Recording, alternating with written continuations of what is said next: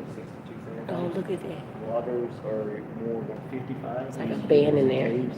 And the yeast actually settles to the bottom. Ales have a broader range of flavor. Lagers are more refined. Effervescence and ale type. It goes back to the back room and it gets special treatment. It gets open fermentation started back there, and they'll go back there and stir it around. But the foam helps to keep the yeast fermenting and not just eating the sugar. And so it gets started up back there, and then it gets put back into the system. Great question. So if it's a Pilsner or a lager, that has a lot to do with the kind of yeast that's pitched? Yes. Yeah, because an ale type, they prefer warmer, so it has to be a yeast that prefers the warmer temperatures, and they float. So it's a different yeast. Totally different yeast. That's what I figured. Yeah. I made beer at home 3 times just to understand it, not because it's easy. And it's fascinating to me. It's tricky. Well, Make good beer. And you know, the thing is that a lot of mistakes that people make when they make their home beer, that I learned back in the day when I was kind of thinking and dabbling, is that if you don't make it super duper clean, you can start to get some of those off flavors. And that's part of the reason why beer, you know, they didn't understand all this stuff back then. They didn't have microscopes and whatever, but they didn't understand that the boiling was what made it okay to drink.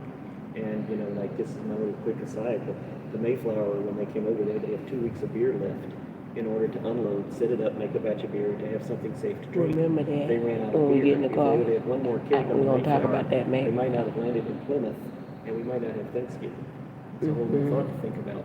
But, you know, they didn't understand that it was because of that. So people that don't clean out their tanks and stuff real well get weird, skunky beers and stuff like that, because, you know, you got to be really meticulous in home brewing, or you get something. Absolutely. Everything's sterile on the Oh yeah, and it's you know, people that come in and have dabbled with winemaking, it's different. You know, that they have, you know, oh, we have an open cut, whatever. It's like, no, you don't do that with beer.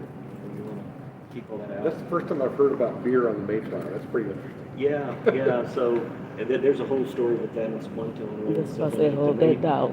Okay, so the quickest ain't gonna synopsis mention was it. that, you know, the Pilgrims were He persecuted, ain't so they gonna were talk in the about Netherlands. King James was requiring a license to leave Come England. on. And so they went over to England. They had arranged for the Mayflower that carried stuff back and forth from France to England. And they arranged for it to go over the ocean, and it wasn't built for the ocean. That's why you always hear about it having a tough time. It's pretty small, actually. For a Yeah, and because it was made for the English Channel. But they snuck out. They didn't get a license. So it was a lot like Han Solo, you know, and the Tatooine escape from the first Star Wars, you know, is they kind of snuck out the same way. Well, and that was the deal, was that because it was swollen, they ran out of beer, and so they had to go ashore. And now the whole Pocahontas story, that's a whole other story. Go on and consider. Go on and consider. We can talk more about that at the end. But so now we're done with all of those steps. We're into the tanks. 4 to 6 weeks, depending on whether it's an ale type or a lager type. Reader's Digest version here.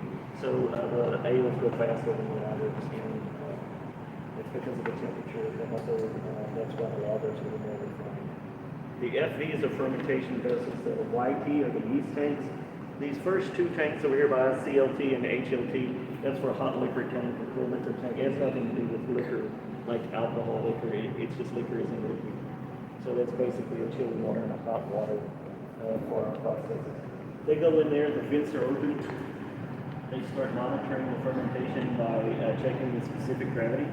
When it hits the magic number that they want it to be, they start dropping the chilled water to 36 Fahrenheit to get the yeast to go warm it, start settling at the bottom. And then they close the vents so that it starts building up carbon dioxide and carbonation.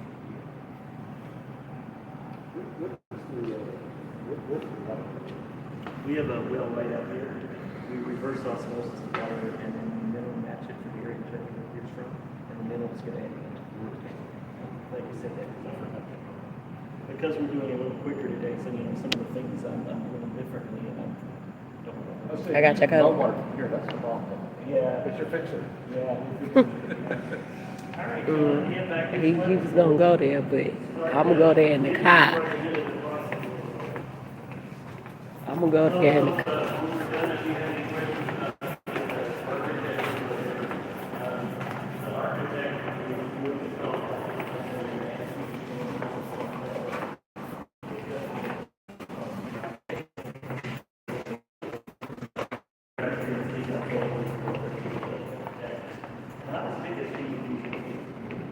back in the let's look down there.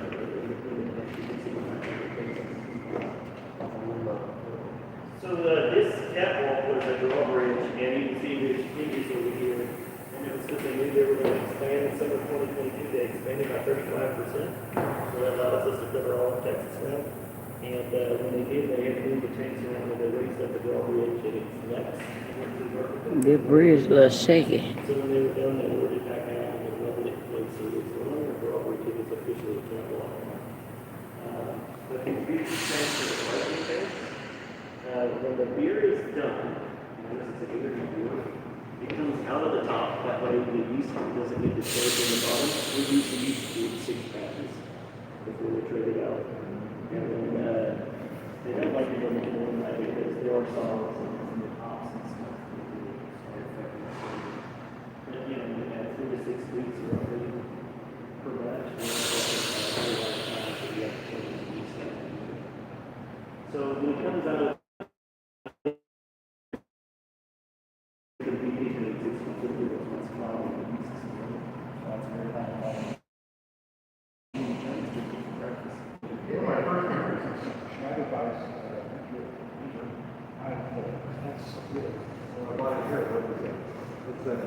pasteurization, yeah. And Weiss in German is the wheat, you know. So like Hefeweiss and the Hefe is the coloring, the Weiss is the wheat. Hefe here means boss.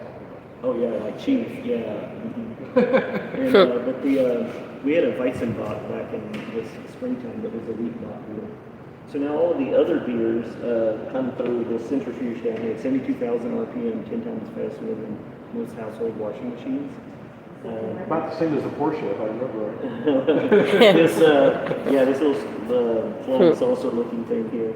And that is, Oh, wow, look at that stuff under there. Way under there. My All them damn machines. wife does hematology at the hospital. Yeah, hematology.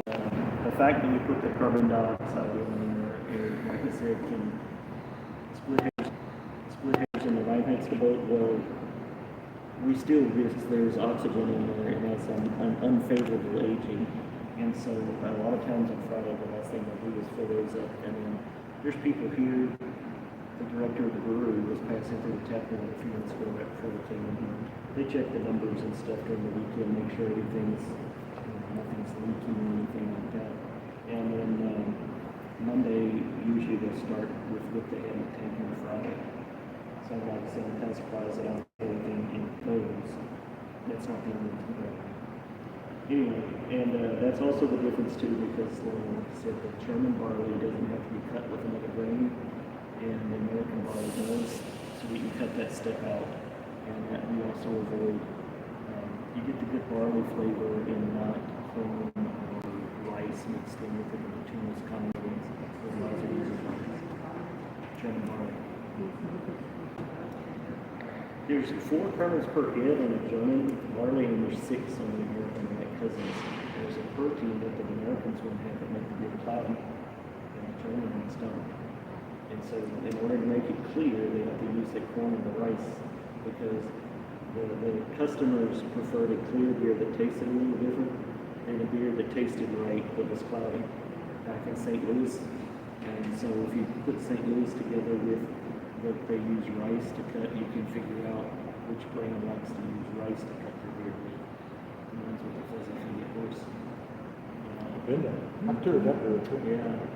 So just a little aside, you know, the Star Trek that came out with about 10 years ago, the Into Darkness, the engine room on the bad ship, the Dreadnought one that was top secret and whatever, that was filmed in the tank form of this of the Anheuser-Busch plant in Los Angeles. They put up the blue screens, and everybody went home that afternoon. They put them up, and they filmed during the night, and they came in the next morning for work. The blue screens were all gone or whatever, and all of that footage was shot overnight in the brewery. Very good. So, yeah, what were these nuclear reactors and That's good whatever to on know. the Starship was actually beer. That's good to know. I haven't seen it before. Learn something there. So, you know, like I said, once it comes out of that kettle, it never gets above 55, and that's, you know. Wow, look at that door on the But way. all of our lines here are insulated. It's like more. After the yeast is fixed, I'm not sure what's happening at that point. How long?